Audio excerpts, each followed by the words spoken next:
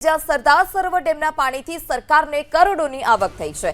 ડેમના પાણીથી સરકારને 2 વર્ષમાં 1620.65 કરોડની આવક, વિવિધ હેતુ માટે અપાતા પાણીથી કરોડોની આવક થઈ છે।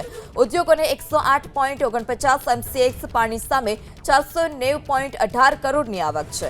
કૃષિને 6909.93 MCX પાણી સામે 65.48 કરોડની આવક, પીવા માટે 1933.24 MCX પાણી સામે 1129.86 કરોડની આવક થઈ છે। કુલ 8751.68 MCX પાણીના જથ્થા સામે 1685.22 કરોડની આવક થઈ। ઉદ્યોગોને 93.80 MCX પાણી સામે 545.8 કરોડની આવક થઈ છે। કૃષિને 3527.65 MCX પાણી સામે 11.72 કરોડની આવક થઈ છે। પીવા માટે 1525.57 MCX પાણી સામે 490.79 કરોડની આવક, કુલ 5147.2 MCX પાણીના જથ્થા સામે 1047.59 કરોડની આવક થઈ છે। ધારાસભ્ય અમિત ચાવડાએ પૂછેલા પ્રશ્નમાં સરકારે આપી માહિતી।